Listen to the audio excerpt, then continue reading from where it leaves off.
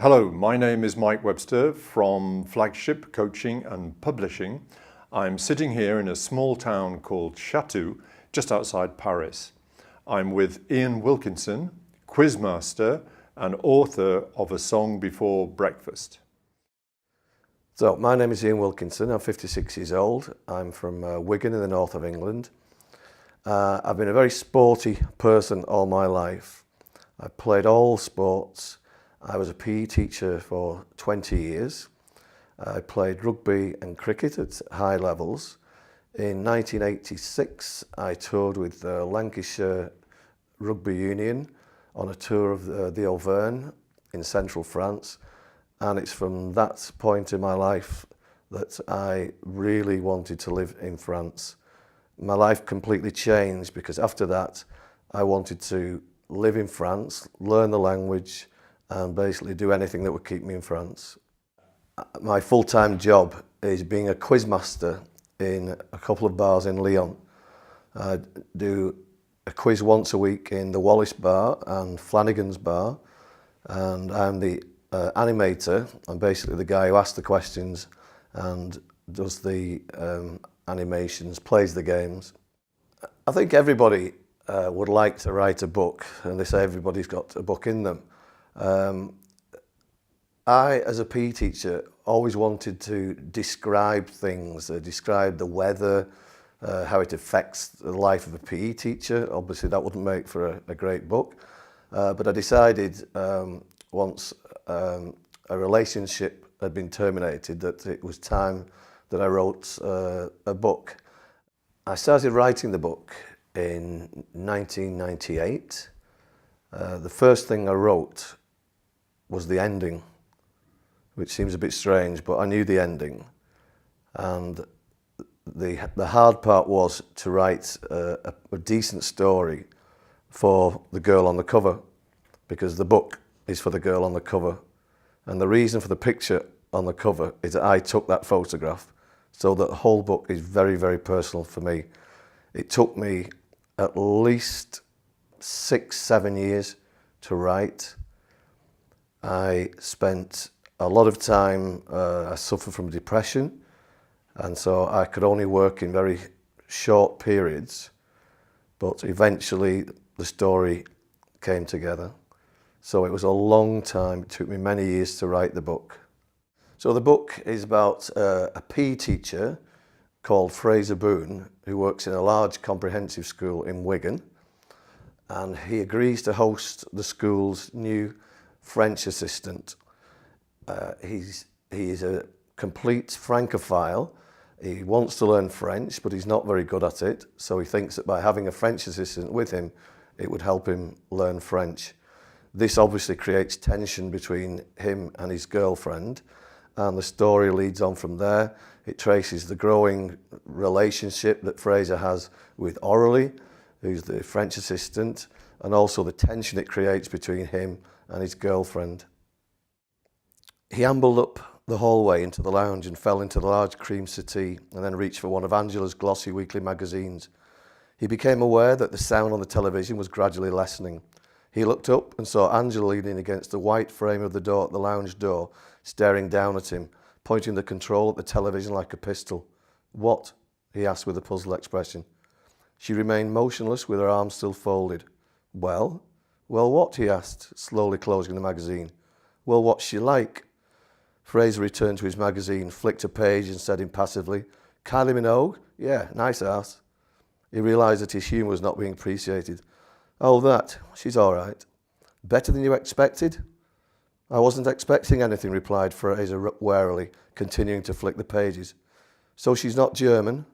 "Well, she didn't come in a Volkswagen, if that's what you mean. We didn't get a lot of time to chat," said Fraser, sensing that he was being interrogated. "Well, is she big, fat, small, blonde, black?" continued Angela, slowly, moving towards the settee as she spoke. "Does she have a hunchback, a wooden leg?" Fraser closed the magazine and timed a look of disdain with its dropping noisily to the floor. "She's petite." "Oh, petite, is she?" Angela smiled, managing not to look pleased. "Yeah, that's French for small," Angie murmured, looking irritated. "Let's stick to English, Fraser. You know what I'm like about France." Angela sat down with her back against the other arm of the settee and lifted her legs across Fraser's knees, tossing the remote by his side. It's a pity she's only staying at yours for 2 weeks then. She could have sorted out that jungle of yours. She pulled her knees under her chin and thought for a while. Fraser picked up the magazine and flicked another page, bracing himself for the next question. And does she look French? She said with penetrating eyes. Yes, she does. I left her practicing the can-can and whistling the Marseillaise, said Fraser, reverting back to sarcasm and trying to look bored. Look, can we drop it, Ange? She's only here for 2 weeks. So the next excerpt is again from the beginning of the book, and Fraser and Aurélie have decided to go on a bike ride without Angela's knowledge. And this, again, it's one of those incidents in the book which actually happened to me, and I've incorporated it into the plot of the book. You still okay? He called. Is this a big hill? He heard. Yes, this is it. Bon courage. Aurélie increased her speed as though she was making a run for it. Fraser moved slowly to reserve his strength. He watched in admiration as Aurélie arrived at the sheer juncture, which disappeared to even greater heights, and he saw that she seemed to be moving along effortlessly. As he arrived at the same spot, he nervously dropped the gears lower and lower until his bike had imparted all its help and changed from alleviating his pain to inducing it. More worryingly, Aurélie seemed to be increasing the distance between them. He stood up to let his body weight push the pedals down and blew out furiously through clenched teeth. The bike began to wobble drunkenly across the road of its own accord, but still he fought and forced his way up the hill. His desperate breaths became deeper and deeper, mutating beyond his control into incomprehensible shouts of encouragement and distress. With calves and thighs on fire, he sensed that his lightheadedness might be the precursor of unconsciousness, but seeing that Aurélie had almost reached the top, and that an old man had appeared and was walking down towards him with a small white Highland terrier, his competitive nature ruled out stopping. But the bike began fighting against him again, as though its murderous intent was to drag him back to the depths, and it was then he knew he was beaten. The old man knelt with his dog as Fraser approached, and in an attempt to minimise his defeat, he tried to offer his excuses to the bemused spectator. But the strain which had emptied the last drop of energy in his legs had unwittingly done the same for his lungs and larynx. What was intended as a dignified and friendly acknowledgement of failure emerged like the death throes of a slaughtered cow. The old man reeled back in haste as the exhausted rider and his disobedient machine came to their inevitable stop. It was then that Fraser tried to put his feet to the ground, but it was useless. They were trapped in the stirrups.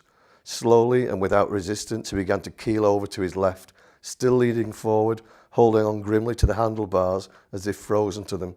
He hit the pavement like a cardboard cutout of his former magnificent self, with no other movement than to be sick in front of the dog.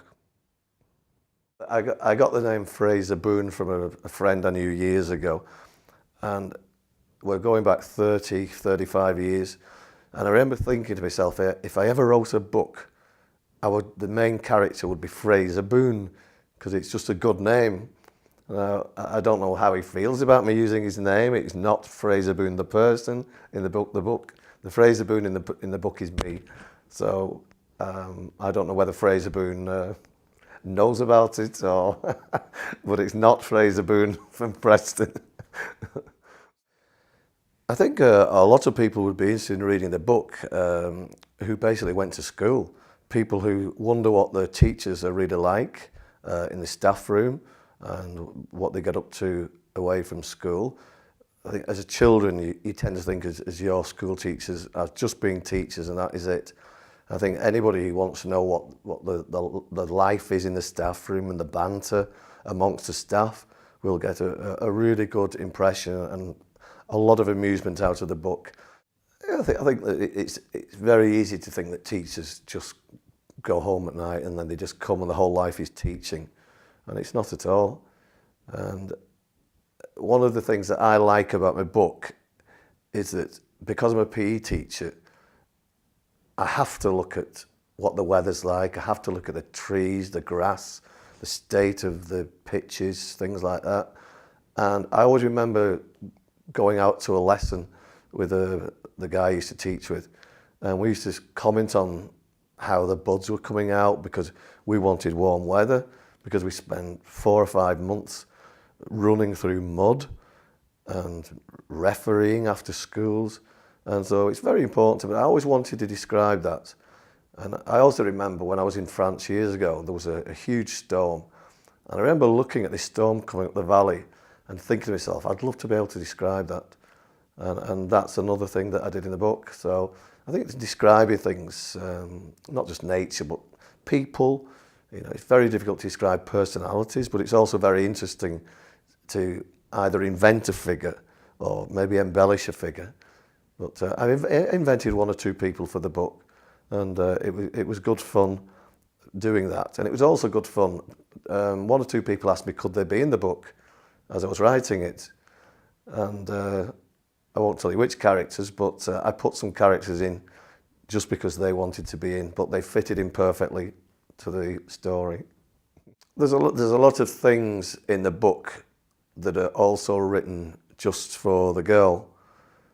There's certain words she would use that we used to laugh about together, and there's certain place names that we laughed about. And so there's quite a bit in the book that only she would actually understand. It doesn't mean that anybody else won't understand the story. I'll give you an example. For example, when she comes back after Christmas, he's playing Suede on the CD, and Suede was her favourite group. So the story at the time was she liked Suede, I liked Suede. I spent a lot of money on a CD, and two of the tracks were missing that she had, and that was a joke between us. So I decided to put that Fraser was listening to Suede when she came in.